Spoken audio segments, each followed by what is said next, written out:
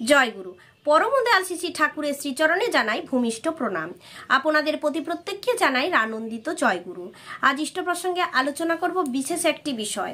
বর্তমান আচার্যদেব রোজ আমাদের যে কাজটা করতে বললেন, তো রোজ আমাদের কি করতে বলেন, এতে করে আমাদের মন শরীর সব ভালো থাকবে, আমরা সুস্থ সবল থাকব।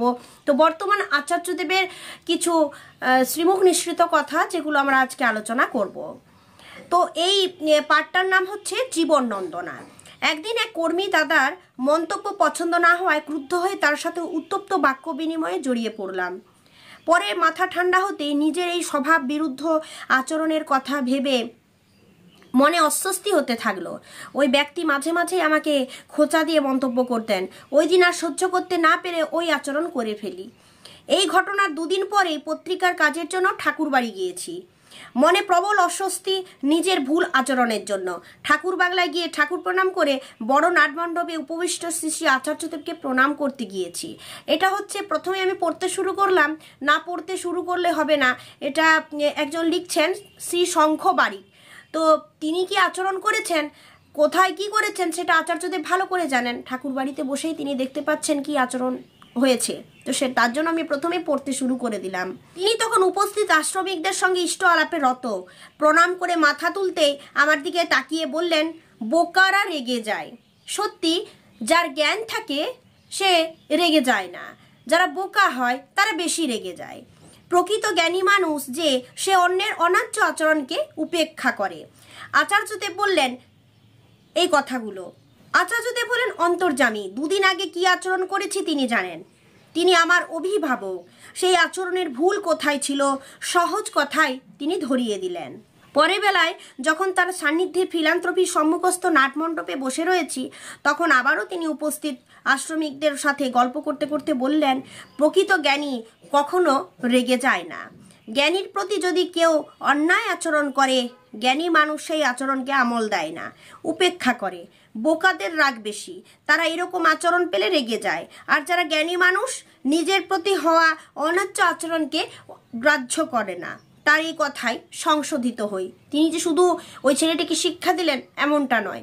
আমাদেরও অনেক মুহূর্ত আসে যে মুহূর্ত আমাদের রাগা উচিত নয়, কিন্তু আমরা তবুও রেগে যাই। নিজের আচরণকে কেমন করে নিয়ন্ত্রণ করতে হবে শিখি।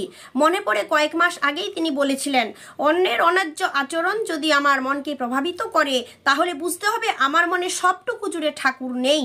আর আমার মনের সবটুকু জুড়ে যদি ঠাকুর থাকেন, তাহলে অন্যের খারাপ আচরণ আমাকে কিছুতেই প্রভাবিত করতে পারে না। অন্যের দুর্ব্যবহারে কখনোই কাবু হই না। উপলব্ধি করি তিনি আমার আচরণে কতটা ব্যথা পেয়েছেন। অনুভব করি যেখানেই থাকি তিনি আমার প্রতিটা মুহূর্তের আচরণের প্রতি নজর রাখছেন। তার ভালোবাসা আমাকে সতর্ক করে কখনো এমন কোনো আচরণ করব না যাতে ঠাকুর প্রাণে ব্যথা পান, আমার আচার্য মনে কষ্ট পান। বছর 16 বয়সী একটি ভাইকে নিয়ে তার বাবা মা এসেছেন। আচার্যদেবের কাছে মা নিবেদন করলেন, আগে জ্যোতিষী বলেছেন 32 বছর বয়সে আমার ছেলের মৃত্যুর যোগ আছে। আচার্যদেব এ কথা শুনে বললেন, আমিও তাই বলেছি, আর আপনার ওকে মেরেই ফেলবেন। কিভাবে জানেন তো? প্রতিদিন ওর কানের কাছে বারে বারে বলবেন, তুই মারা যাবি, এ কথা বলে বলে। সমগ্র নাটমণ্ডপ নিঃশব্দ। ভাইটির বাবা মা কিং কর্তব্য বিমূঢ়। অতঃপরে আচার্যদেব ওই ভাইটিকে ডেকে বললেন, ঠাকুরকে ধরেছিস? ভাইটি জবাব দেয়, আজ্ঞে। দাদা পুনরায় তাকে জিজ্ঞাসা করলেন, ঠাকুরের প্রতি তোর বিশ্বাস আছে? ভাইটি অত্যন্ত প্রত্যয়ী কণ্ঠে জানায়, আজ্ঞে আছে। দাদা ওই ভাইকে বলেন, শোন, তাহলে আর কারোর কথায় কান দিবি না। জানবি তোকে ঠাকুরের জন্য বাঁচতে হবে, তোকে ঠাকুরের কাজ করতে হবে। তুই বেঁচে দেখিয়ে দে, যারা বলছে তুই মারা যাবি তাদের হারিয়ে দে। ঠাকুরের জন্য বেঁচে যা, বাড়ি গিয়ে ভালো করে পড়াশোনা কর, পড়ার ফাঁকে ঠাকুরের কাজ করবি। আর সব সময় মনে রাখবি তোকে বাঁচতে হবে ঠাকুরের জন্য। তোকে অনেক ঠাকুরের কাজ করতে হবে, নিজেকে সেইভাবে প্রস্তুত কর। এক অপার আনন্দের দীপ্তিতে উদ্ভাসিত হয়ে ওঠে কিশোরটির মুখমণ্ডল। উপস্থিত আমরা সবাই শিখি কিভাবে বাঁচতে হবে। একদিন সকালে বিনতি প্রার্থনা বাণীগ্রন্থ পাঠের পর আচার্যদেব ঠাকুর বাংলার বড় নাটমণ্ডপে অবস্থান করছেন। এক মা শ্রী শ্রী বড়মার ঘরের পিছনের গাছ থেকে ফুল পাড়ছেন। এই যে ফুল পাড়ার ঘটনাটা না, এটা একটা সত্যি আমাদের এত সুন্দরভাবে শিক্ষা দিয়েছেন। আপনারাও কিন্তু আজ থেকে করবেন কাজটা। শুনুন, এক মা ভুল পারছেন। আচার্যদেব তার নজর করেন। উপস্থিত আশ্রমিক ও ভক্তদের সাথে আলাপ করতে করতে আচার্যদেব হঠাৎ এক ভাইকে নির্দেশ দিলেন, যা ওই মাটিকে জিজ্ঞেস করে আয় উনি কি রোজ ওই গাছের পরিচর্যা করেন, তাহলে ওই গাছ থেকে ফুল সংগ্রহের অধিকার জন্মায়, নতুবা নয়। মাটিকে ভালো করে বুঝিয়ে বলার জন্য পুনরায় ওই ভাইটিকে নির্দেশ করলেন আচার্যদেব। এরই সূত্র ধরে আচার্যদেব বললেন, কয়েকদিন আগে আমি একথাই বলেছিলাম যে সেবা না দিলে গ্রহণের অধিকার তৈরি হয় না। এই যে আমরা গাছ থেকে ফুল পারি, সেই গাছটার যদি যথাবিধি পরিচর্যা আমার করা না থাকে, তাহলে সেই গাছ থেকে ফুল নেওয়ার কোনো অধিকার আমার নেই। এই কথাটা আশ্রমিক এক দাদা শুনেছিলেন। তিনি সকালবেলায় আশ্রম থেকে বাড়ি ফেরবার পথে প্রত্যেক দিন তার প্রতিবেশীর বাড়ির গাছ থেকে ফুল পেড়ে নিয়ে যেতেন। সেদিন আমার এই কথা শুনে তিনি ফিরতি পথে যে ভদ্রলোকের বাড়ির গাছ থেকে ফুল সংগ্রহ করতেন, তার বাড়িতে গিয়ে সেই গাছের গোড়াটি একটু কুপিয়ে দিয়ে তাতে অত্যন্ত যত্নের সাথে জল ঢাললেন। এটা লক্ষ্য করে গাছের মালিক প্রশ্ন করলেন, এটা আপনি কি করছেন? ওই আশ্রমিক দাদা তখন তাকে শোনালেন আমার কথা। সেই প্রতিবেশী এ কথা শুনে অভিভূত হলেন। তিনি আমাদের শেখান আমরা প্রতি মুহূর্তে গ্রহণ করে চলেছি এই পরিবেশ থেকে, তাই পরিবেশের প্রতিটি সত্তার ইষ্টানুগ স্নেহল পরিচর্যা করাটা আমার কর্তব্য। উক্ত কথার বেশ ধরে আচার্যদেব বললেন, আমরা ঠাকুর বাড়িতে আসি, স্থানীয় কেন্দ্র মন্দিরে যাই, কিছু না কিছু সেবা দিয়ে তবে তার প্রসাদ গ্রহণ করতে হয়। গ্রহণের রীতি সম্পর্কে আমাদের সম্যক ধারণা পায়। এখানে তিনি শিক্ষা দিয়ে দিলেন কিন্তু প্রত্যেককে, এই নির্দেশটা কোনো মতেই কিন্তু ভুলবেন না।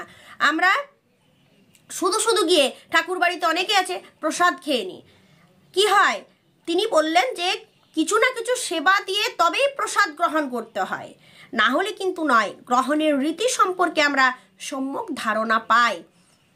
তাহলে এই যে ধরুন আমরা ঠাকুর বাড়িতে গিয়েছি, আনন্দবাজার প্রসাদ খাচ্ছি, প্রসাদ খেয়ে শুধু অনেকেই আমরা চলে আসি, এটা কিন্তু করা চলবে না। কোনো কেন্দ্র মন্দিরে যাচ্ছি চলে আসছি, কিংবা চলুন আমাদের ঠাকুর বাদে অন্যান্য কোনো মন্দিরে গিয়েছি, সেখানেও হয়তো আমরা কোনো প্রসাদ গ্রহণ করছি।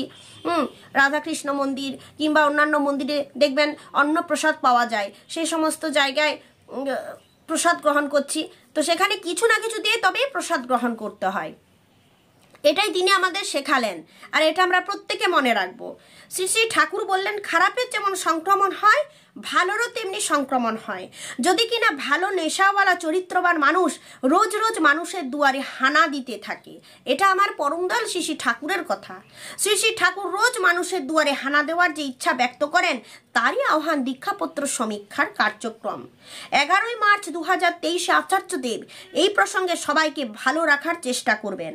একটা গণ উত্থান চাই, রোজ প্রেমের চর্চা চাই, এটাই ঠিক। সেদিনেও ঠাকুর বাড়িতে গিয়ে যখন আচার্যদেবের কাছে বসলাম, তখন শুনলাম যে তিনি বলছেন যে আমাদের প্রেম করা শিখতে হবে, প্রেম করতে হবে, নিবিড় প্রেম থাকা চাই।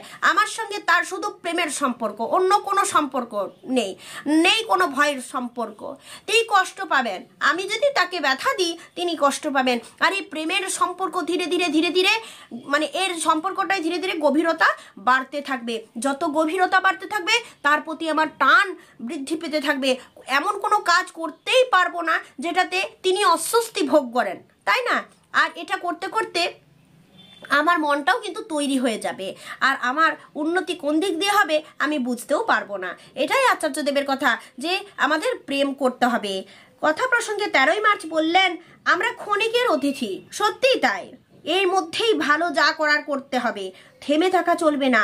বয়স বাড়বে, কিন্তু অল্প বয়সীদের সাথে পাল্লা দিয়ে ঠাকুরের কাজ করে তাদের হারিয়ে দিতে হবে। ঠাকুরের কাজ করার ইচ্ছাকে সব সময় জাগিয়ে রাখতে হবে। তিনি বলেন, প্রেম করতে পারলেই একমাত্র ঠাকুরের কাজ করা যায়। জীবনকে আকণ্ঠ পান করতে হলে নিজেকে ঠাকুরের কাজে ডুবিয়ে রাখতে হবে। আর প্রতি মুহূর্তে চাই প্রেমের চর্চা। জীবন মেরু আচার্যদেবের কাছে শিখি কেমন করে জীবনকে উপভোগ করতে হয়। আমার দুঃখ সুখের গানে সুর দিয়েছ তুমি, এভাবে ডট করে লেখা আছে। এটা মানে পেজটা শেষ হলো। তো এইভাবে এই পাঠটার নাম জীবন নন্দনা। কিভাবে আমরা জীবনকে উপভোগ করব প্রতিটা মুহূর্তে।